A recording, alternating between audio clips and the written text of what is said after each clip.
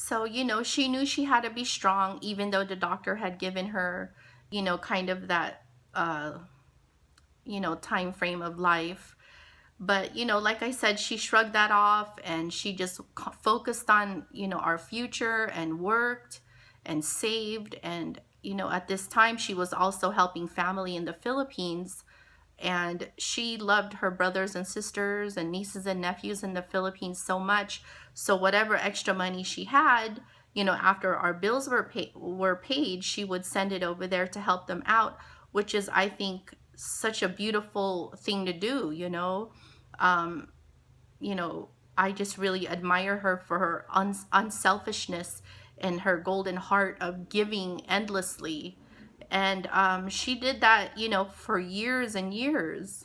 Kind of fast forward, in 2005, she was diagnosed with stage 4 lung cancer, which just totally devastated the whole family.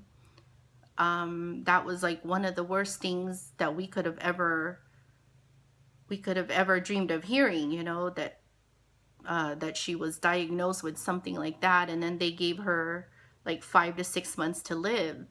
So in the Philippines in the 70s, they gave her 10 months to live, but then she surpassed that by like 25 years. But in 2005, when they gave her 5 to 6 months,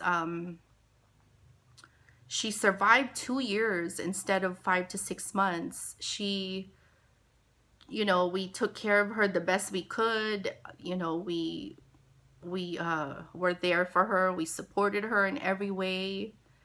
And I have to say, she was one of the strongest people I've seen sick with cancer.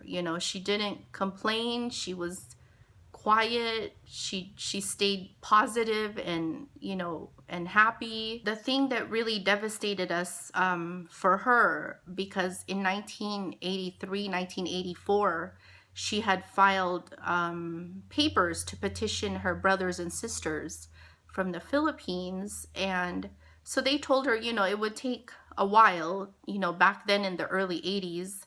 I don't know all the immigration procedures, but we knew we had to wait a while to get her brothers and sisters here.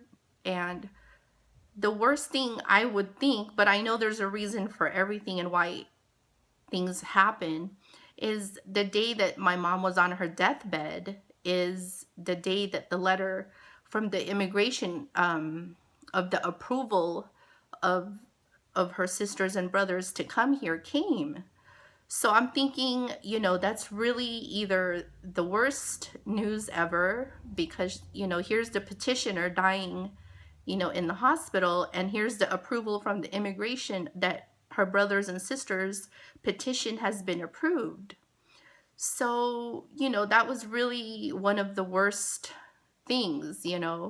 So my aunt and I tried to fight that, and it didn't work, unfortunately. And we lost money of our own trying to refile everything and telling them the petitioner, just died.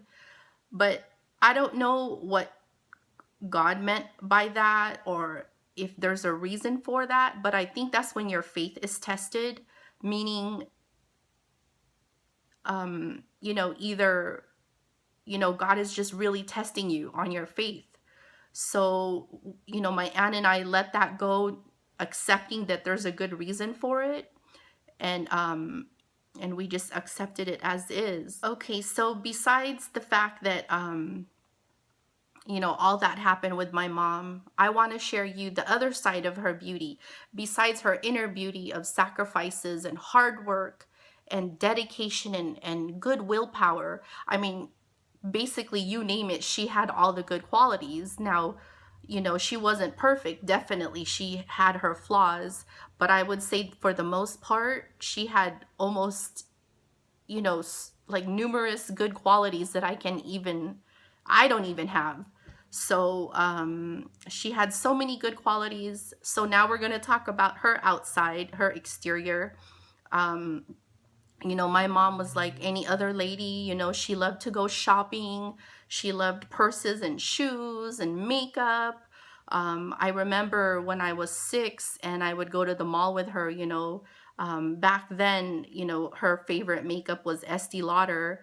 And, it was a little pricey, of course, but you know, her job, she had tips, you know, from her job in the casino. So back then, for you guys that have worked in the casino in the 70s and 80s, you know how good the tips were. So she could afford to do it. She wasn't doing it in vanity because she could afford to buy her makeup, you know, and clothes or whatever and stuff for me.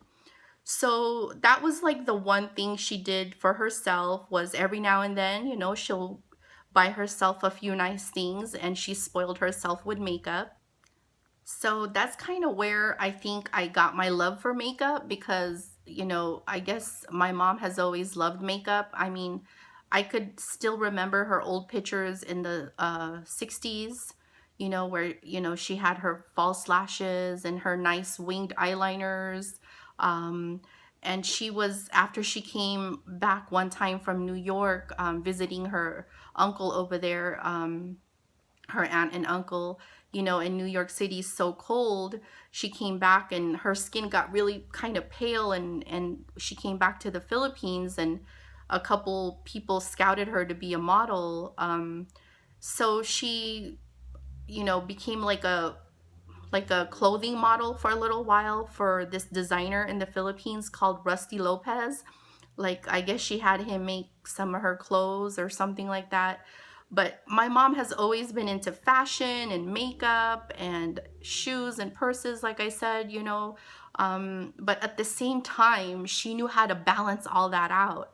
She knew what came first. She knew how to prioritize her family, not just me, her only daughter, but her brothers and sisters, nieces and nephews, just everybody, you know, church donations, whatever it may be. She knew how to prioritize everything, and then whatever left over, if she has, you know, then she'll go and splurge it on herself once in a while to make her happy for her likes of makeup and fashionable things. This video, you know, I'm dedicating it to my mom, because I believe in my heart she is, you know, what my definition, if I was to think of a person on that's beautiful, completely beautiful, it would be my mom.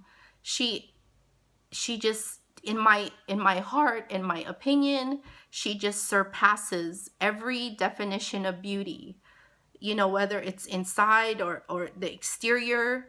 And she just surpasses it all. I mean, she was loyal, trustworthy, just so dedicated, and, you know, at the same time, whatever gifts God gave her, she would make sure she maximizes it. And she was so kind. You know, I remember, she worked at the Hilton, Las Vegas Hilton, for 20 years, and then after that a couple other casinos before she got sick. And so many people, all her regular customers, you know, would come back every year just to visit her or bring her gifts, things like that. And she really made long-time friendships over there. And I just have so many fond memories of her working there. It was just an awesome time for me around that time. And that's, you know, in my opinion, just one of those priceless moments in life when you're young, and then you have your mom to look up to, you know, to admire, to look up to. And I really miss her in so many ways. Okay, everyone. So, yes, my true definition of beauty is definitely the inside of a person. Yes, we can dress up our exterior. We can, you know, put on all the accessories and clothing and hair and makeup. We can put all that on, which is wonderful. You know, like I said, wear makeup for yourself. A lot of people don't understand that we're just doing it for ourselves. It's a choice, it's not a need. But, you know, regardless of what you do to your exterior, what makes you truly beautiful is your heart inside and your intentions.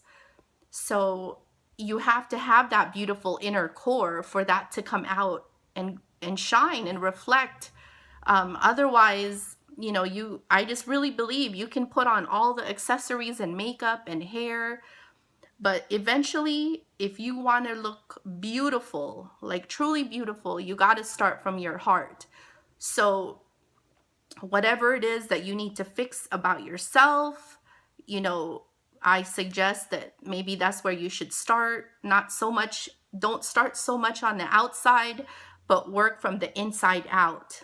So that is my advice for all of you. Thank you so much for watching this video. Comment down below. Let me know what you think is beautiful and how you define beauty in your own way. Thank you so much, everyone. If you like this video, please give it a thumbs up, and I thank you so much. Bye-bye.